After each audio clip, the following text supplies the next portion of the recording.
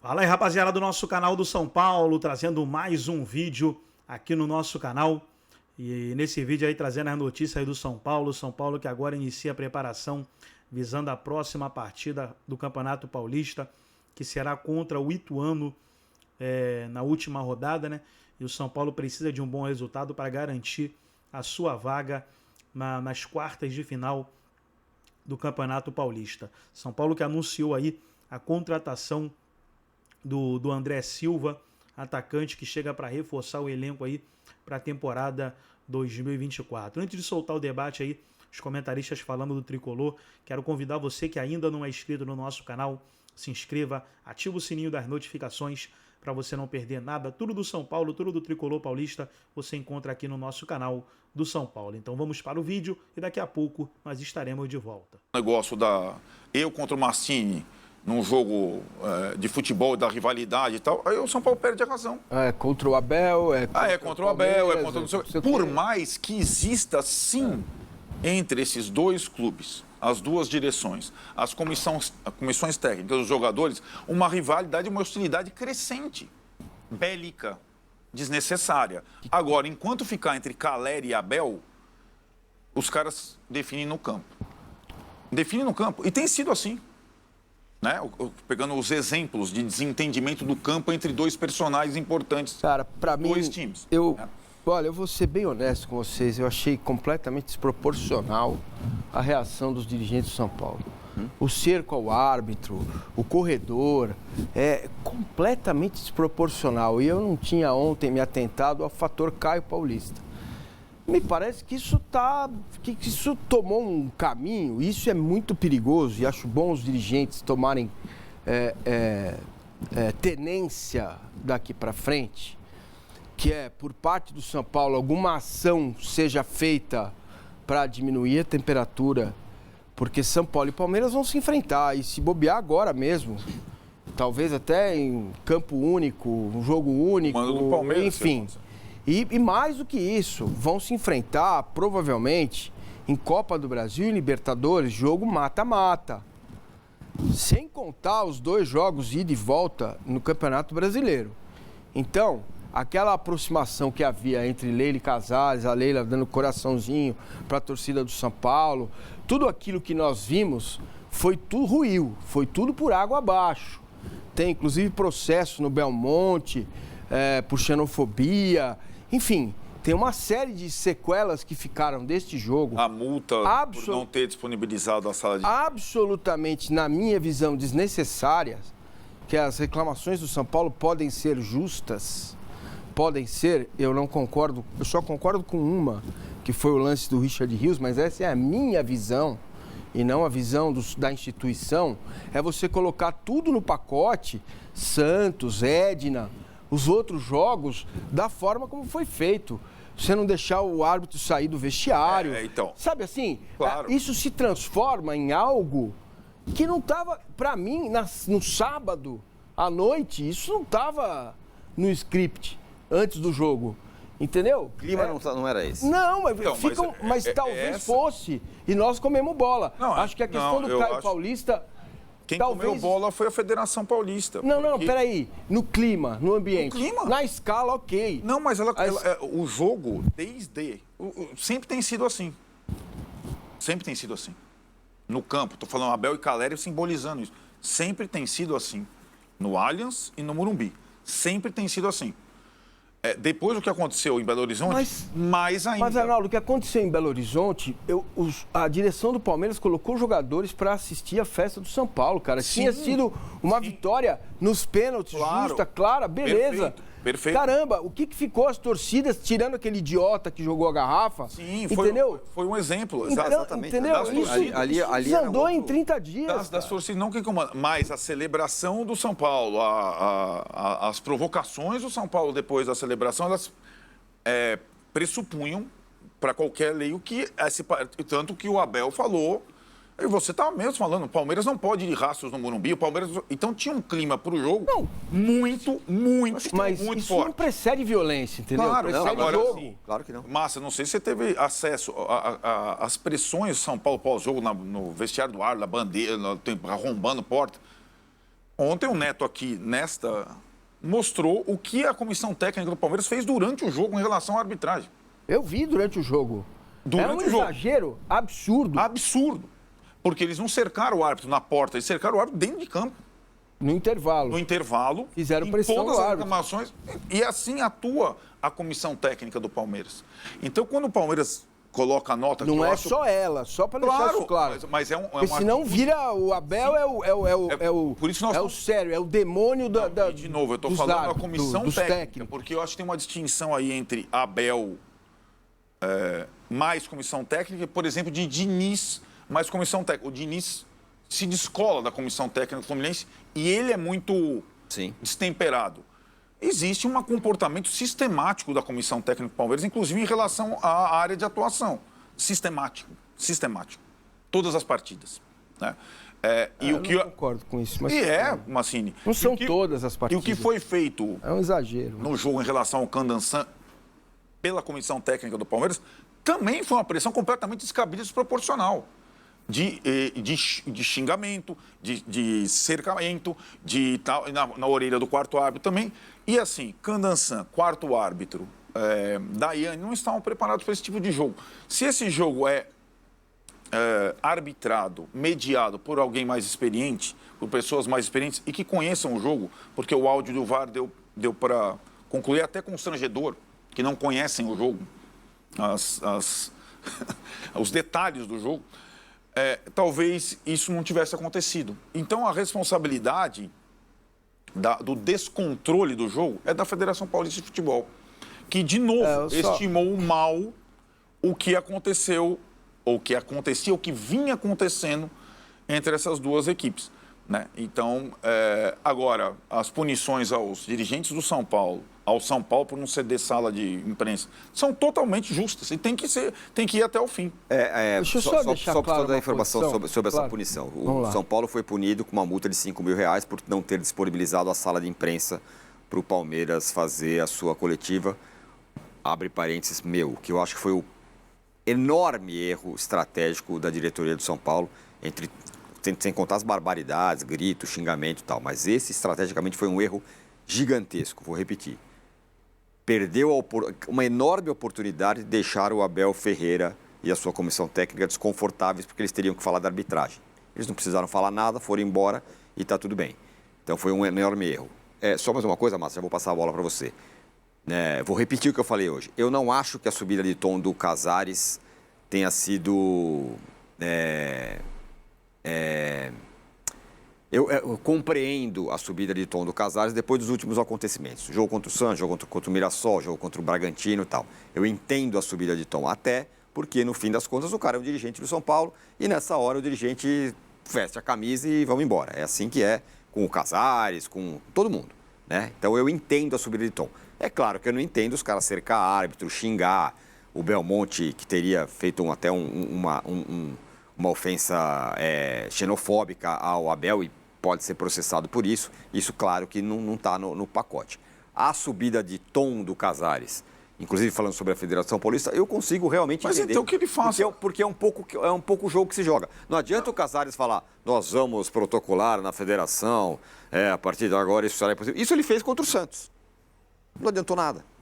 Então eu consigo compreender. Para mim, o Júlio Casares pegou uma carona no que disse um ex-dirigente do Corinthians, estava todo empoeirado lá atrás, para trazer à tona novamente um assunto superado. Superado. O comportamento do Abel e da comissão técnica do Palmeiras, vou deixar clara a minha posição, exagerado, muitas vezes exagerado, como foi do Antônio Oliveira, como é do Mano, como é do Diniz, só que parece que o foco todo está em cima dele e da comissão técnica dele. Entendeu? Esse é o foco. Não sei se é porque ele é... Calma, eles não justificam esse foco pelo comportamento sistemático. Mas o foco em cima, o espaço não é sistemático. O ano passado não foi sistemático. Você é prova disso. Todos se comportaram bem. No final do Campeonato Brasileiro, no Campeonato Paulista, houve uma melhora substancial, mas não. Agora se quer trazer de volta o demônio chamado Abel Ferreira e a comissão técnica. Não é não. É verdade, cara. Por que não se dá a mesma... O Abel intimida os árbitros e o Diniz faz o quê? É a mesma coisa. Não, mas por que e cadê o resultado disso? Como assim? O Fluminense não ganha um clássico há 70 dias, pô. Há 600 jogos. Não, intimidar. Cara, não tem essa. Não significa resultado garantido. O que eu tô dizendo é que... Os outros também fazem igual. A reação, Arnaldo, a reação... O Diniz e a Abel são quase insuperáveis. A reação. O Antônio Oliveira também deu um monte de chilique. E nós também falamos... A gente fala... A questão não é a gente falar ou não. O que eu gostaria que você percebesse é a reação do mundo do futebol às coisas que o Abel faz. É FENAPAF, gente que não existe, que aparece, gente que está empoeirada, que aparece. Mas a reação. A reação. O Abel estava no banco de reserva no jogo contra o Santos, contra o Bragantino, contra o Mirassol. Não estava. São Paulo jogando contra esses times. E o São Paulo foi, em tese, prejudicado. O que eu estou dizendo é exatamente isso. Eu estou dizendo que o erro do São Paulo, Tironi também considera um outro. O erro do São Paulo foi misturar as coisas. O São Paulo tem um problema com a Federação Paulista de Futebol nesse campeonato, ponto. Nenhum outro clube tem. O São Paulo tem. Sim. O São Paulo tem todos os motivos. Nenhum outro clube tem, deixar bem claro. Nenhum outro clube tem. O São Paulo foi prejudicado em 4 jogos. Isso. Em 4 jogos. 3 na sua casa, eu compreendo de uma maneira surreal. Uma coisa, agora, a subida de tom do Casares foi basicamente contra a federação. No final ele falou do Abel. Mas aí que ele foi na federação. Foi a federação tem que resolver. Mas aí que tá, Tironi. O erro, mesmo que tenha sido, e eu entendo, porque depois de ver as cenas, eu percebo que quando o São Paulo, todo mundo lá, jogador, Casares, Belmonte, vai lá no vestiário do árbitro, a comissão técnica do Palmeiras fica filmando e sorrindo. E quer saber? Os caras estão lá deles. Né? Até porque eu acho que eles se sentem assim, nós somos sempre o alvo da atenção. Olha os caras loucos aqui. E aí o Casares vai, compra a briga e vai lá falar do Palmeiras também. Não era objeto. O jogo do Palmeiras foi 1-4. Sim. Certo?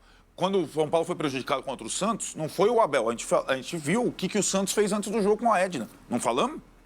Falamos aqui? Não, nós falamos aqui. Né?